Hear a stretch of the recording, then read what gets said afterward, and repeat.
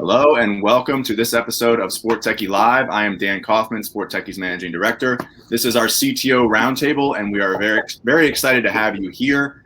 As always, a few logistics before we get started. First of all, this will be on demand at live.sporttechie.com. It is being recorded, so you can watch it there if you want to watch it again. And you can also catch all of our previous episodes of SportTechie Live at live.sporttechie.com. Secondly, we love your interaction and your engagement. So as you are entering the area here, make sure that you introduce yourself in the chat tab on the right-hand side. Go ahead and tell us where you are, where you're coming from, and who you are. And if you see people you know, say hello to them. Thirdly, a new feature that we're going to do for this SportTechie Live is a poll feature. There are polls on the right-hand side. Please go ahead, take some time right now and start to answer our polls. We want to get your input on this. And what we're going to do is once we get your input, I'm also going to ask the same questions of our panelists, and they're going to have some more detailed comments on your answers and their thoughts on those questions. So go ahead and start answering the polls. I see some of you are doing it already. Thank you for that. And then finally, questions. We want and need your questions. So please make sure that they come through. And if you see questions that you really like and you want to upvote them, please feel free to do that. Okay, great. So let's get started. I'm going to give each of our panelists 30 seconds to a minute to introduce themselves, and then we will dive right into the questions and the polls. So why don't I start with Krista? Krista, go ahead. Thanks, Dan. Thanks for having me. Happy to be here. My name's Krista Stout. I oversee technology and innovation at the Portland Trail Blazers. So my team is focused on all the ways that we use technology to try to improve the customer experience and drive revenue, and then also how we support our staff through hardware and software solutions. My team includes the strategy and analytics team, customer experience and digital marketing team, the digital products and digital innovation team, and IT. So, like I said, really happy to be here. Thanks for having me. Thanks, Krista. Carl, go ahead. Hey, nice to meet all of you. Nice to be here. Thanks, Dan, for including me. My name is Carl Pierberg, VP of Technology, Data, and Analytics for AMBSE Sports. I've been with the company for about 16, 17 years. Working with football tech is kind of where I got started. Football analytics and application development, and then a couple of years ago took over as VP of Technology, Data, Analytics for the whole company. Still oversee football tech, although not so much on a day-to-day basis anymore. Also responsible for general, data and analytics strategy for the Falcons, MLS's Atlanta United, and the stadium in general. And then really looking at emerging tech for Mercedes-Benz Stadium in Atlanta. So again, thanks for having me. Excited to be here. Thank you, Carl. Charles. Thank you. Charles Sims, head of technology here at the LA Clippers. I've been with the team for about 4.5 years now, and oversee the joke we like to say is if you can plug it in, turn it on, or sign into it, our team takes care of it. Anything from game day operations all the way to ensuring all of our digital products and have a roadmap. And we're always looking towards the future and partnering with the other departments to get them the best tools in their hands. This last year, we've had a lot of fun acquiring the form and going through a lot of the migrations and pieces in that, which was a new piece for us. And then we have a new stadium coming up, which is also a very exciting piece coming. Great. Well, thank you all. So we've got some votes coming through on the polls here. To the audience, if you're just joining us, make sure that you put your input in. Go to the polls tab and answer the questions and give us your input. I'm going to go ahead and get started with asking some of these questions of our panelists here, and we're going to start kind of from the bottom, the one that appears at the bottom for me. And the question is this: on a scale of 1 to 5, with 1 being minimally important and 5 being extremely important, how important are contactless security and entry technologies to the in-venue fan experience? So contactless security and entry technologies to the in-venue fan experience.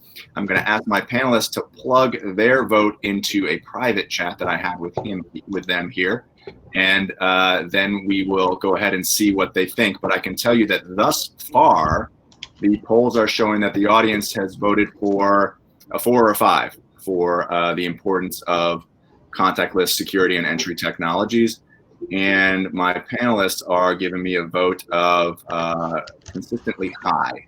Looks like we've got 5 across the board. So why don't we start and get some more details about why this technology is so important for the in-venue fan experience. And I'm going to start with Krista, if you don't mind. Krista, go ahead. Yeah, no problem. So I think for us, we've been in Oregon. We just have started being able to have fans as of last week. But we've been asking our fans over the last almost year, what's important to them when it comes to returning to games and feeling safe to do so. And throughout the past year, it's always been about being able to be contactless everywhere throughout the arena and masks. Like those are the 2 things that are unequivocally important for our fans. So we've been able to do automatic doors, contactless ticket entry through access pedestals. I know Carl has a cool tech solution from a security perspective, which we don't have, but for us, basically just trying to stay really connected with our fans and what's important to them has been key. And this always comes up as a really critical point for our fans. Thank you, Krista. Carl, Charles, feel free to chime in if you want to talk specifically about that. If not, we'll just jump right over to our next question, but go ahead. Yeah, go ahead, Carl. All right, I'll go. I think just backing on what Krista said, I think it's really important to listen to your fans and what they want. I mean, listening and responding, I think, is one of our key values at AMBSE, and that's, critical. I think it's also important of, making the event experience feel as organic and as home as going to a friend's house as you possibly can be. And so, the less you have to touch and the less you have to, kind of go through a formalized process, the better on that. I think you also have to make sure that you're given that sense of safety and everything else. And so, that we want that experience to be able to walk right into the facility. And, we did a couple of things on that. And I think a big one for us was a technology called Evolve that basically took away the big magnetometers that you're used to seeing at sporting events. And again, when you go to your friend's house, you're not getting wanded. You're not walking through a metal detector. And so just our ability to kind of do that is, I think, pretty important and key to that whole, like, hey, come in and enjoy the experience perspective. So highly recommend taking a look at that company. So Evolve is an interesting company because they came up, I think the Cubs were using them, and they said very similar things of how excited they were, where people are walking through not even realizing that they had gone through security at that point. I think those are the type of technologies that are really important for a lot of the teams to figure out, is taking technology and kind of letting it blend into the background rather than hitting you in the face. And as we dive deeper and deeper into frictionless, it's going to be that, whether it's you being able to easily get your food, pick it up, and go back to your seat without ever having to interact with somebody, or being able to buy merchandise in a frictionless way. That's really, really important, but not over techifying it that it's like you need an owner's manual just to be able to make it around the stadium. Interesting. Thank you both for that. So for those of you just joining us, this is our CTO Roundtable, and we're doing something slightly different with this episode of SportTechie Live. We have polls on the right-hand side, and I would love it if all of our audience members would answer those polls, and then I'm going to ask the same questions of our panelists, and we'll have a discussion about that, and we'll see where the answers line up. So the next poll that I'm going to now is second from the bottom for those of you here, and this one focuses on wayfinding and movement technologies for the in-venue fan experience. On a scale of 1 to 5, again, with 1 being minimally important and 5 being extremely important, how important are wayfinding and movement technologies to the in-venue fan experience? Our audience has voted, and 36% have given a 4. I'm going to see what my panelists are giving me right now. They are typing their answers in. And we've got an average of a 3. So a little bit less than what the audience said, and certainly interesting to talk about. Last one that we just discussed was contactless entry and security, and there were 5s across the board for that. We've got 3s and 4s here for this technology. And I'm going to go in reverse order if I can. Charles, can I start with you and kind of talk about what's important for you here and why you voted the way you did? Yeah, I think the one of the groups that we interact with on the CTO side for sports is this group that was meeting weekly as we were getting ready to go back to the arenas. And those who were getting to that process sooner rather than later were starting to realize it's awesome to be able to figure out, are you able to see how close in proximity to one another the fans are? But what is the lever to fix that? What is, are you now becoming, your customer service are now becoming police? Are they starting to have a different type of interaction? And then how do you balance that? And so I think a lot of what I've seen be done very, very well is over communicating, utilizing all the apps and channels that you can to try to emphasize the value of separation and safety within the stadiums. And then the wayfinding itself is very important, even though we know that many fans don't always use it. Trying to push and emphasize where to find wayfinding, have it as a common theme throughout the entire arena, so it's easy and self-explanatory. When you go in one door, what's the next step? And then once you go down that bomb, what's the next step? And what's the next step? And not over. That's where I'd say not overly techifying that experience, because that's not seen as valuable for a lot of the teams I was talking to, at least. Interesting. Carl, go ahead. Yeah, I think Charles hit the nail on the head with it. I mean, the big challenge with doing, especially movement tracking, is what do you do with it, and what's that response you make? Especially in venue, it's really difficult to say, hey, there's a big group of people here, let's disperse them. But I do think, I look at this kind of holistically over the course of years, not so much COVID related, but understanding how people use our space, where the pinch points are, and how can we start to make subtle changes that just, again, make that experience more friendly and more home-like, so you don't have these massive clumps, these massive wolf packs that kind of form that keep you from enjoying the space. And it's it's kind of that old adage, if you can't get better at what you don't measure, that's where some of this come into play. We did a pretty cool experiment with the indoor labs, where we were watching how people used our different luxury club spaces, and we made a ton of little micro changes that made the flow better. But at the end of the day, it is a hard cost justification of doing that. I know there's another group called Armored Things that does a very cool job with that as well, of just understanding your space. So I think it's more just knowledge is power, is why I like that. I put that as a 4, and the only reason why I didn't put it as a 5, the nerd in me wanted to make that a 5 100%, because I would love to know this data. But being able to do something meaningful is a little bit harder than it may seem. But I really think understanding how people use our space is important to us as venue operators. Carl, in your eyes there, one of the questions I'd have is, right now it's focused on how do we maximize the current space, which we are in COVID. How do you see that change as we go back to the normal way? So what are those levers that you'd be utilizing that data to pull? What levers would you be able to be pulling using that data, rather than just making sure everybody's spaced out, how long the queue is or anything like that? Yeah. So I think for us, again, as I'm looking at it post-COVID, I'm looking at it just as far as how people use the space. We've done things as subtle as changing the stanchioning of lines to make sure that we're directing the queue flow in a way that allows for good cross traffic movement, to actually turning on and off of escalators to keep people from getting into certain spots or going down or leaving in certain areas that cause giant clumps.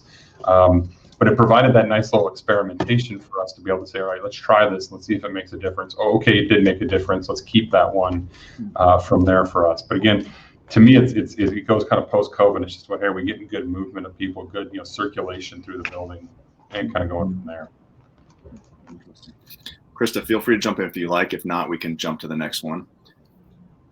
Let's see. So we have for our next one, and this is, again, if you're just joining us, and I'll just say this one more time, we're doing something slightly different with this episode of SportTechie Live. We have polls here, and we're encouraging the audience to answer the poll questions, and then we're going to ask our panelists the same questions. So I'm on the third poll from the bottom at this point, and this is the poll. It's on a scale of 1 to 5, with 1 being minimally important and 5 being extremely important.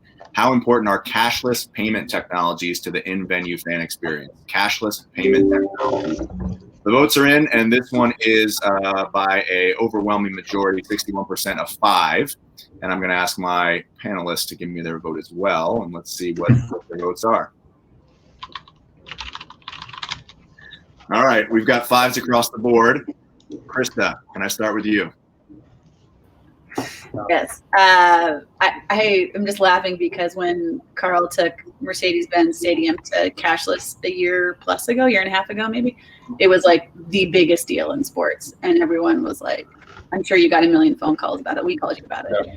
And, there were all these reasons we were doing it and we were exploring it and that you were doing it. But now it's like with the adoption of mobile wallets over the last year, it's like not even, it's just an expectation at this point of fans. Like there's no reason why we would not be cashless across the board, both from a business perspective and from a fan perspective. Carl, what do you say? Yeah, I mean, it's killer. It's paramount. And full transparency, I actually joined that side of the business right during the middle of that transition. It was actually driven by our business strategy team, more so than our IT team, because it's such a strategic, business-centric advantage to us. We made a lot of noise too with kind of fan-friendly pricing and that kind of approach there. And so we don't look to make a ton of cash off of concessions, but we did find that by going cashless, it allows us to be much more efficient with how we're able to run our operations. We're not dealing with cash on a regular basis, which is a whole host of things, that are attributed to that from a cost perspective. It allowed us to do things like sales tax and things like that, and it really allows us to have a fast time of service and tight operating scheme, right? And a much more secure process as well. So again, if you start to layer that in now with COVID and that whole experience of like, look, we want you to enjoy and come and move through these things as fast as possible. That was very key to our strategy was making sure that we could reduce that operating time and keep you in line as less as possible. And really that line for concessions is now the last suck point that we have in attending an event. And so the more we can do to speed that up, the better off we are. Carl, as I've spoke with other professionals, one of the big concerns keeps coming of the underserved, underbanked, and Yep. whether it's the reverse ATM.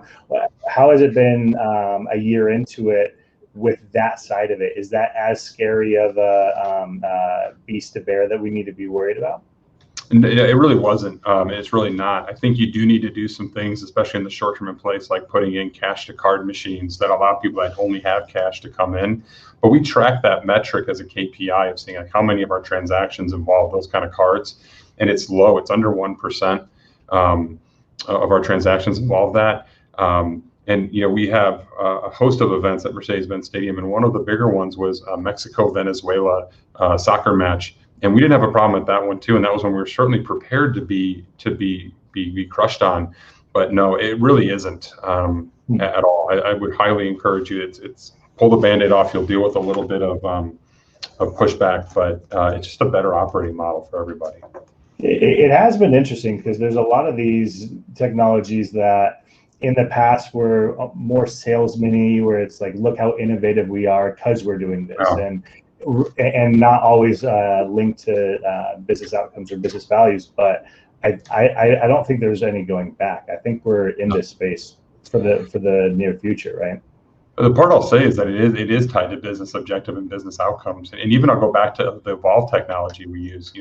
We didn't do that for fun. That wasn't a fan experience winning. Hey, we're going to invest a lot of money in that. We did a good job of pulling together a good business case around that and making us more operationally efficient in that. And so I think with anytime you implement technology, it's very difficult to implement technology on a large scale without having some kind of direct business outcome that you're able to improve. Yeah. Interesting. And I think to further expound on the idea of the cashless or contactless F&B, a lot of what many teams that we've been working with have learned is there's kind of 3 steps to it, right? There's the ordering of the food, paying for the food, and picking up the food or beverage. And the first 2 are super easy. You get an app or you're using a QR code. The last one is so much more in the logistics side of the world that it's not we're not used as humans to order food and then go immediately pick it up. We're going to go to the bathroom real quick. We're going to go to do something else, and then we'll go get our food. But if that's a personalized order, that order might have been waiting for 10 minutes. And on the opposite side of the spectrum, most of us don't want to buy a beer, go walk up and buy a pre-poured beer. We kind of want to see that beer be poured at the same time. So I think a lot of venues are still trying to figure out that third part of it, of the delivery, the activation side of the food, whether it's through your Amazon style lockers or dedicated ghost kitchens and virtual wait areas and things like that. I think that's what I'm excited to see FB really change, because they've never really had to get away from the belly up side of the world. Very interesting, you all. I want to jump in real quickly because I want to remind our audience. I forgot to give this reminder, but we want you to ask questions. And not only do we want you to ask questions, but we want you to feel free to actually volunteer to come up on stage with our panelists and ask your question and have a conversation.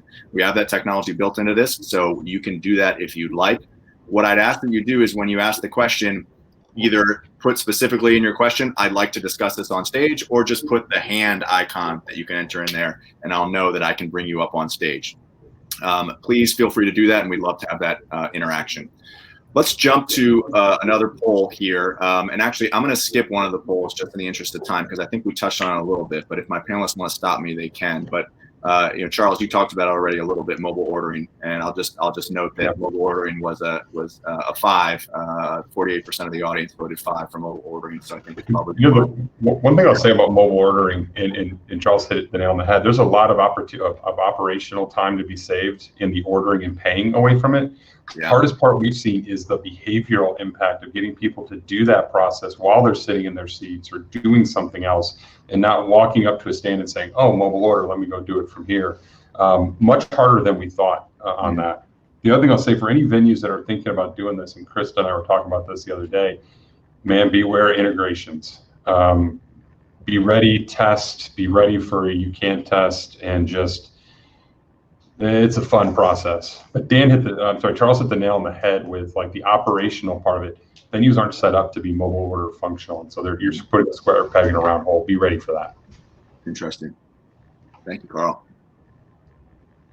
All right, our next poll. And for those who are joining us late, maybe we're doing something slightly different. We've got polls. Please make sure you complete the polls, and then I'm going to have our panelists take the polls as well, and we'll talk through the question. This poll is related to 5G Wi-Fi and wireless connectivity. Again, on a scale of 1 to 5, with 1 being minimally important and 5 being extremely important, how important are 5G Wi-Fi and other wireless connectivity technologies? Not a surprise, 66% of the audience has given me a 5. Let's see what our panelists say.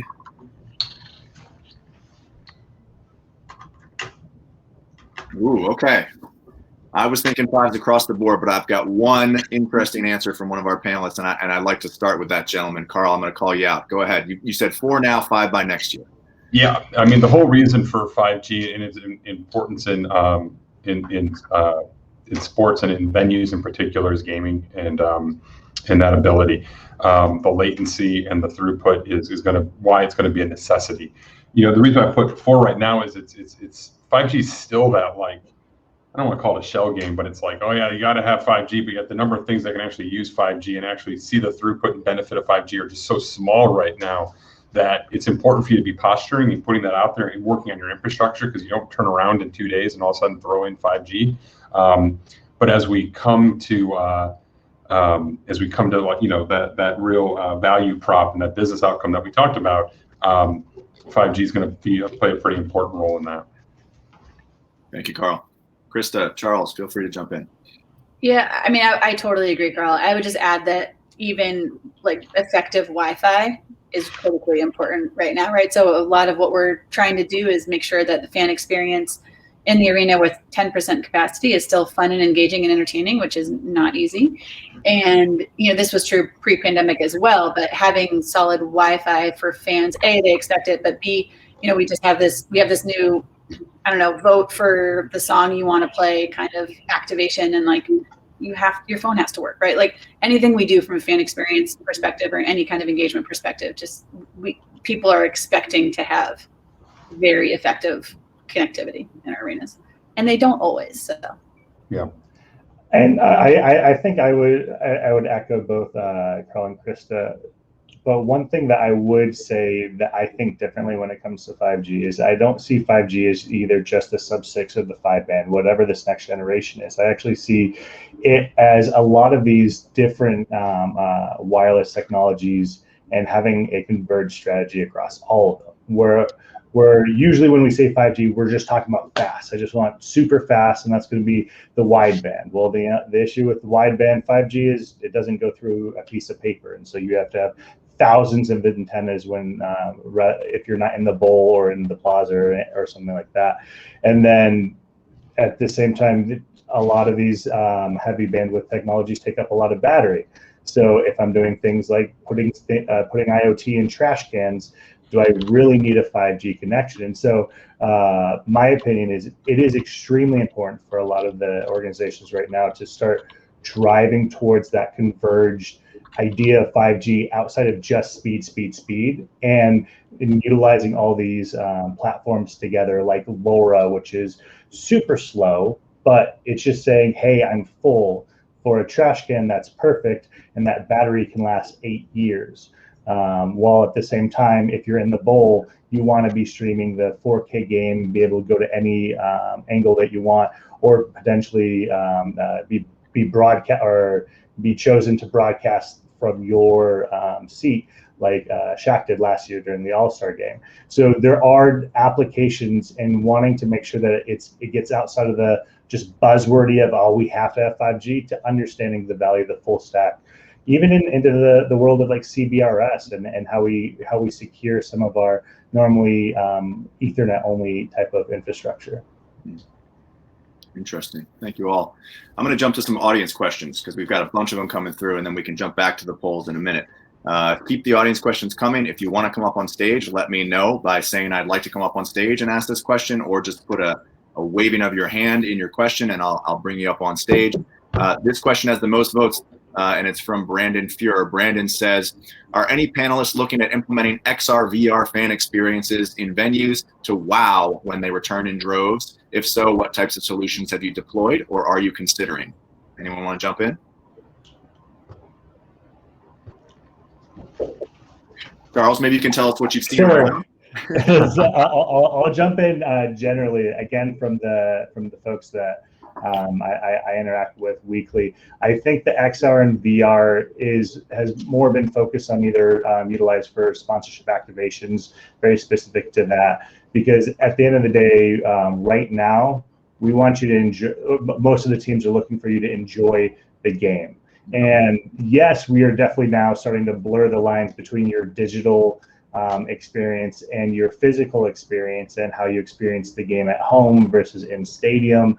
The virtual fan experience in Orlando was one of the coolest projects that I got to be a part of, and it also shed some light on what the potential of the future fan experiences could be, even if you could go in the arena. And I think as I've talked to other industries, even like music and places that are focused on, we want to get everybody into the stadium, you can actually now complement that with an additional experience that would be a virtual experience that maybe you and 5 of your friends or you and 10 of your friends get to watch the Rolling Stones because there's not enough tickets for you to buy, or in the arena you can bring in one of the business partners from Paris directly into the suite, so as you guys are doing business before the game starts, and then now they get a direct OTT feed to watch the game from that angle. Like I think there's that concept around the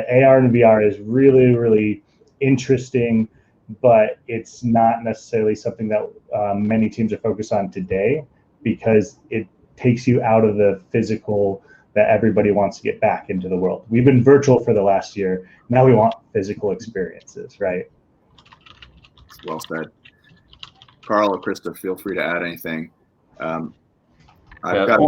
One thing I would add on is what Charles hit on, and that for especially our sports teams, we really want you engaged with what's happening on the field. That's the most important content that we provide, and it goes from there. I think there is some good sponsorship activation, like Charles said, but Charles really nailed the answer on that one. Great. Thank you all. I've got a question that came through from Russell Armand, and Russell is a friend of SportTechie. And Russell, I think I see that you put a hand raising emoji there. So I'm going to invite you on stage. And invitation is pending right now. And we're so thrilled to have you come up here, Russell. I hope you will join us and accept the invitation. I can't just unilaterally pull you on stage. There'd be some violations of all kinds of things there. But there, let's see. We've got Russell coming up. Russell, how are you? Good to see you. I'm good. Thanks for pulling me on, Dan. I'm horrified, but I'm happy to be talking with you. Was that not a hand wave to come on stage? No, that was 100% a hand wave. I didn't think you'd actually do it. So all right. Well, here you are, Russell. And go ahead, ask your question. Yeah, the conversation so far has been focused so much on the fan experience in venues, and I'm super psyched to come back in venue as well. But I also feel like I would engage so much harder with everything that you guys are doing if I could do it in more robust virtual ways. And I understand that there are TV contracts that are really thick and difficult to work around, but that version of what you guys are doing just feels totally outmoded to me. And I'm really curious what the appetite truly is to get to reach beyond that and engage with people in newer, fresher ways. Because I think the world is moving fast in that regard, but I don't see everyone keeping up. So I'm going to jump in on this one, Russell, because I think it's a great point, and I absolutely agree with you. And I kind of want to turn the question around to you and say, like, what would you actually be interested in doing? Like, as a fan, what would you want to do with our team? And then I can tell you what we're doing or what we have done and how it's going. Yeah, cool. Hopefully not a trick question. The truth is that when I grew up as a kid watching sports with my dad, that was really my understanding of what sports could be. And we would do that on TV. He's in New Jersey, I'm in LA. We can't do that together at the same time anymore. Why is that? The technology certainly exists, but no one's letting us do that. No one's inviting us to do that. And I'm pretty sure I'm not the only one that would like to be doing things like that, not just with my dad, but with my friends and with strangers even. So something along those lines would be great. I love that. You're like awesome. Exactly what I wanted to hear. So I don't know are you an NBA fan? Do you have a favorite NBA team? I love basketball. Do I have a favorite team? You gotta say I do like the Blazers. There you go. That's I'm a a smart Melo fan. Right. On Sunday, if you're not coming to the game, then if you have our app or our website, you can go to, we call it home court, but it's basically a second screen experience where you can chat. You and your dad can both watch the game. You can chat. You can play predictive gaming questions and win a new Toyota Highlander. You can play little 8-bit games and stuff. So we just launched the second screen experience this year because of exactly what you're saying. And for whatever reason, I don't know that fans are there yet to be really excited to be chatting with strangers or even with others about the game on a second screen through this platform yet. People are doing it on Twitter and people are doing it in other places already, but we wanted to kind of create that environment for our fans and our super fans that are all over the world. Again, to your point, we have the disadvantage of not being able to stream the game because of, like you said, TV rights and deals. But I do think there's more and more of an opportunity for that. But I agree that the code hasn't totally been cracked yet on that. Yeah.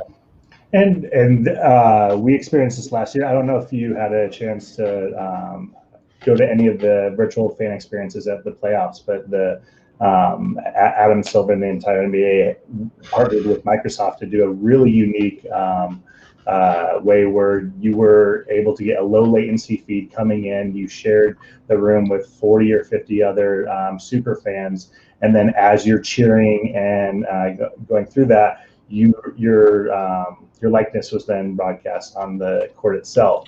I think we had enough excitement around, or the teams had enough excitement around that there is something there. And I mentioned it a little bit before, but I think it's now how do you hyper segment that so it can be just you and your dad and you're sharing the screen.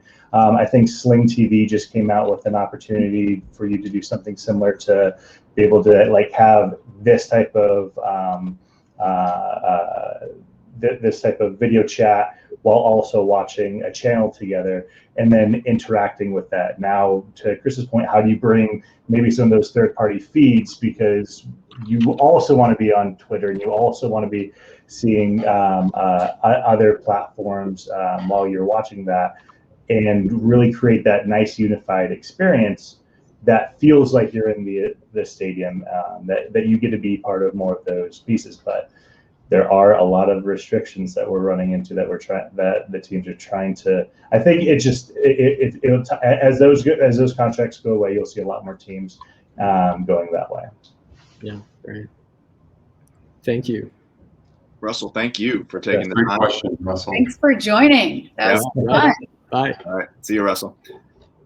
So thank you to Russell, and thank you to the panelists for answering that question. If you want to come up here and ask your question live and have a discussion with our panelists, you can do so. Just make sure that when you ask your question, you give a little hand wave with an emoji, or that you say a hand wave, or I don't know, walking in the car, or that you say that I want to come up on stage, and we'll bring you up on stage. We've got a question that has the most votes here from John Flynn, and actually a second one that has the second most votes from Austin Fletcher, which is very similar.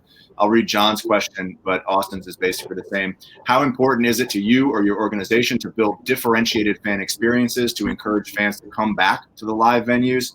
And Austin's is similar. What technologies are you implementing to provide fans with a more personalized experience? Yeah, I'll jump on and sorry. I'll jump on. And we can kind of go from there. I mean, I think that's an area that understanding our fans, understanding them on a personal, almost a name basis is paramount to how we move forward. I think it's, the days of having a generic brand message that brought your fans into the stadium is gone. And so the better we can understand that, the better we can interact with you, the more effective we're going to be at kind of earning and enjoying your loyalty. And that certainly goes to the general fandom. But as you talk about bringing people into the venue, I think that is even more important for us to understand. At the same token, that whole thing of like, hey, how can we provide you with your drink of choice when you walk in is a little bit of an outmoded, responsibility on that. So it's going to be challenging for sure. Data and analytics is one of my big passion areas, and understanding our fans from that perspective is really, really important, because you can't do some of this stuff if you don't understand who the fans are based on the data that's available to you. At the same token, you got to make sure that as you have these data and your fans are using them in a way that really brings value to them, and they understand it and they see how it's being used. And so that becomes a real challenge. So I think understanding your fans is really important. I think it's an organizational thing that you have to permeate all the way through. And in a lot of cases, front offices and the business side of teams, your data and analytics capabilities are somewhat limited. It's hard to find too many people that have robust data warehouses and decision-making engines. And so that's the challenge you face there. But I do think it's really important. Thank you, Carl. Krista, Charles, anything to add? Yeah, I mean, I think the second screen is one of those things that has been around here forever, and they've always tried to figure out it was always pitched as how awesome would it be, and in reality, what we've done is we've created our own second screens. Like we're watching TV and we're going on IMDb ourselves. We're going on and looking up the box score and things like that. So I think there is a ton of value to creating your own connection for those fans that don't get to be in the stadium, but there does need to be value added to it. It's not just a replication of something that you could find elsewhere.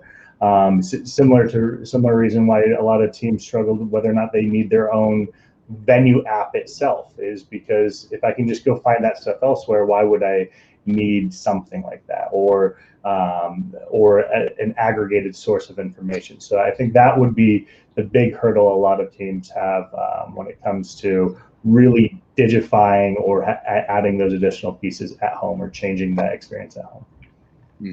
Thank you, Charles. Krista, if you have anything to add, feel free. I also have a specific question for you from the audience whenever you're ready. Okay, just real quick on the in-venue technology pieces to create a more personalized experience. I think everything Carl said, I would echo, and then also just balancing that with privacy, right? Like the more, that's the going to continue to be one of the biggest challenges, especially with the iOS update and everything else. So.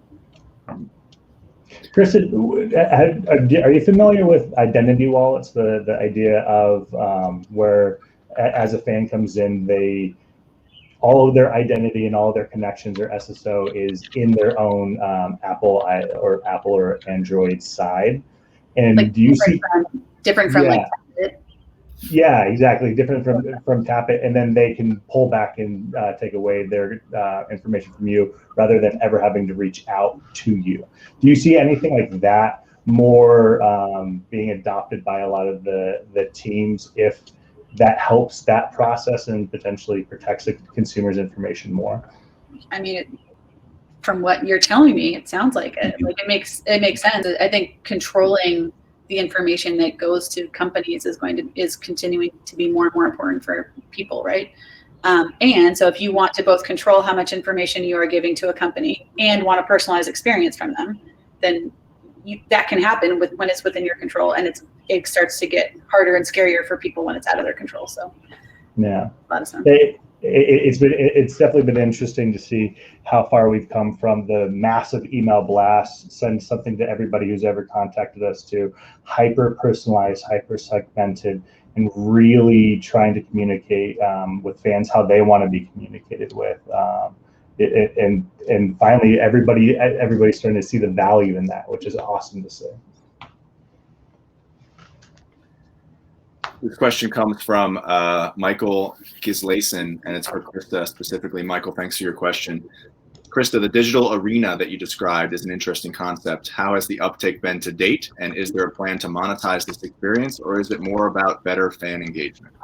Yeah, it's a great question. I think, what we've found with the uptake, I won't share exact numbers, but what we have found is that people that like it love it and spend a lot of time in it, but the uptick has not been astronomical to the extent that we would have hoped it would be. So we're not getting the tens of thousands of fans come and join it, but the people who do come back, they engage, they love it, they stay for a long time. The Spurs are doing something similar, and then MLSE as well. This is actually in partnership with MLSE, with the Raptors and their whole conglomerate. So I think it's really exciting and interesting, and everything Charles said is absolutely true. People are on their own second screens in other places already. So I don't know that we'll necessarily try to monetize it. I think there might be other opportunities that could make more sense from a monetization perspective. But fundamentally, it was about fan engagement, fan experience. Like a lot of these questions are sort of centering around, which is like, how do you engage fans that either aren't coming to the arena because they can't, or maybe don't want to as much anymore and are happy being comfortable in their home, but still want to connect with the brand in an authentic way. So that's where we're seeing, the excitement around Top Shot and NFTs and all that stuff coming up, is like people wanting to engage with their favorite companies and sports teams in new and different ways. It's just hasn't been how it's been in the past, right? Before it was like, you come to the game or you don't, you watch the game or you don't. And now we're just trying to explore all the different ways that we can connect with fans. That's a great transition. Krista mentioned NFTs, and I've got a couple questions here that I want to ask our panelists about NFTs. And Krista, I think I'll start with you.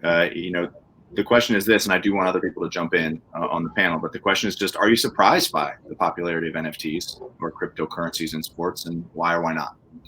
Okay, let me preface this by saying, like most people, I am still in the process of learning a lot about this space. I think anyone who says they know everything about this space is dangerous. So I will say I was very surprised at the popularity of Top Shot at first, because I was still wrapping my head around it a little bit.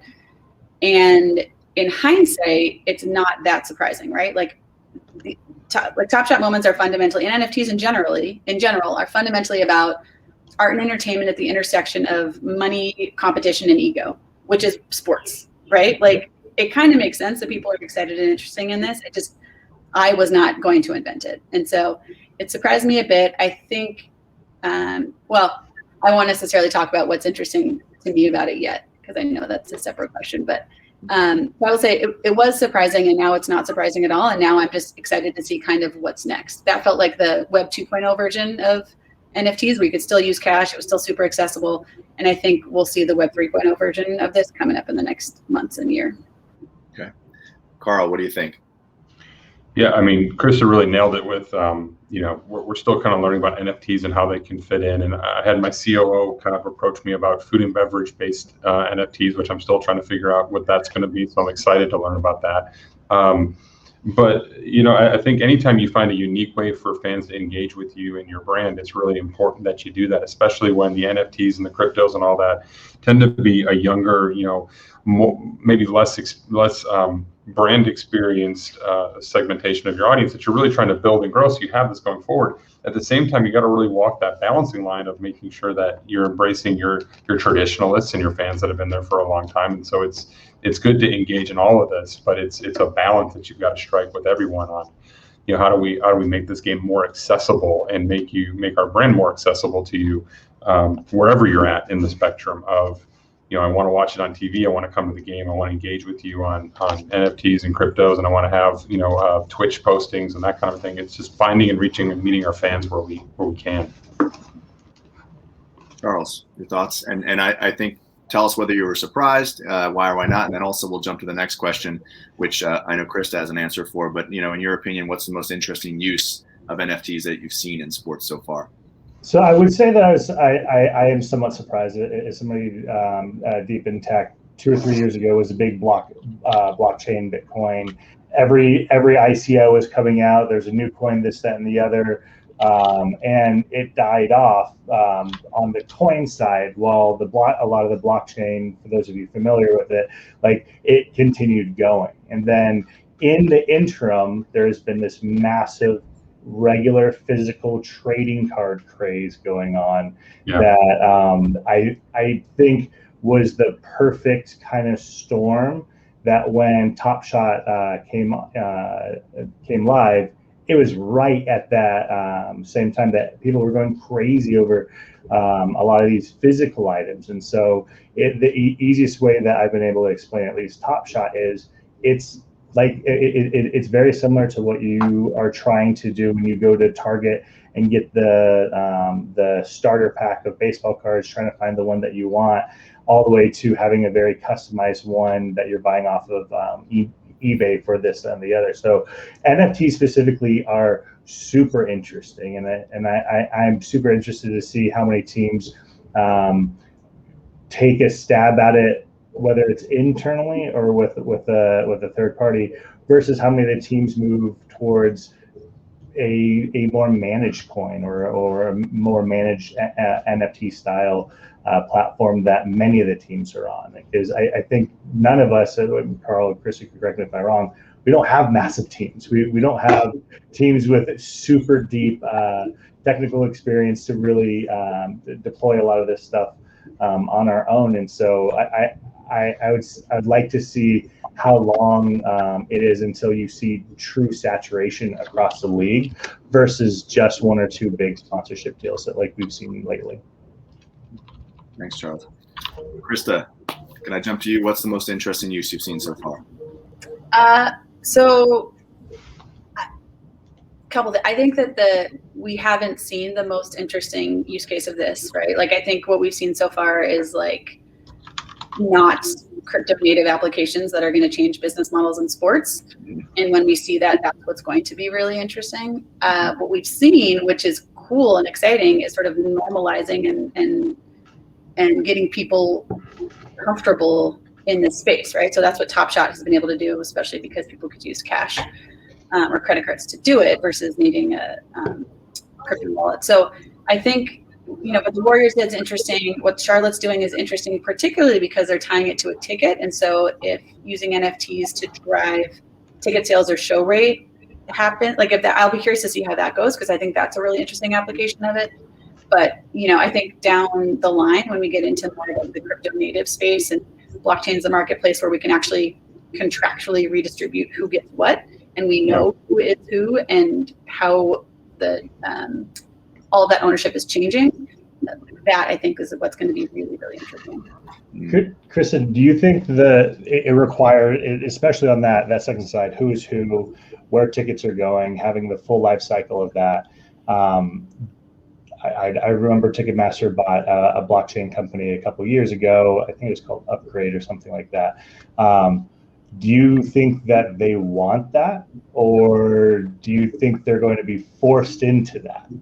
I'm not talking about this on a recorded webinar, Charles. Okay, no, There's no chance. because it's an interesting conversation I've had with a number of the other sports teams, as far as you could solve a lot of the issues that we run into, where it's like the identifying the correct fans, but it's also how much friction are you willing to impart on people that are buying your tickets. You've seen in the past the teams that have said no secondary markets, you can only buy with us, and the pushback you get with that. So I think that the Ticketmasters, AXX's, SeatGeeks of the world have somewhat of that leverage to push back on the blockchain, even though it is a perfect application for that. I don't disagree. But not publicly. Fair enough. We'll edit that out on the back end. So we're going to wrap up here shortly, and I want to say a few things, and then I have one last question for our panelists, and it's a very forward-looking question, kind of looking forward to the year ahead. But for those of you who joined us, thank you so much for being here. You can watch it on demand at live.sporttechie.com, and you can catch all SportTechie Live episodes there. Next week, we are back at our usual time, 12:30 Eastern Time, 12:30 p.m. Eastern Time next Wednesday, with another SportTechie Live session, The Future of Fandom, Generating Revenue Through Crowd Intelligence in Partnership with Samsung. So that is next week, and you can register for that now at live.sporttechie.com. So my last question before we close for our panelists is this. As a tech leader in sports, what do you expect to be the biggest challenge that you face in the coming year, and how do you plan to approach it? Carl, can I call on you first? Yeah, I think, we've had, decades-long patterns disrupted over the last year of people attending games and how they've done that. And so I think really understanding how fans want to come back and enjoy the game, after a year off is going to be a real challenge for us to do. And we're going to engage with that the way we always do, which is listening and responding to our fans and, trying to be real proactive that way. But certainly that's, I think, the biggest challenge we're going to face is how many people are actually coming right back in, or going to jump right back into attending, games on a regular basis. Charles, what do you say? I think it's I don't think I can say it better than what Carl said. A lot of the teams have to be listening, active, and be able to pivot very quickly. And as we've all learned here, at least here in California, things like the laws have changed and the rules and regulations have changed, and sometimes you are pivoting so fast that you also want to make sure that you're communicating with your fans to ensure that they're in sync, they're educated, they understand how to have the best experience, and you're not just forcing things through. I think for us as people in technology, we love to shove the tech solution at folks, and sometimes that's not the best way, and trying to really taper some of those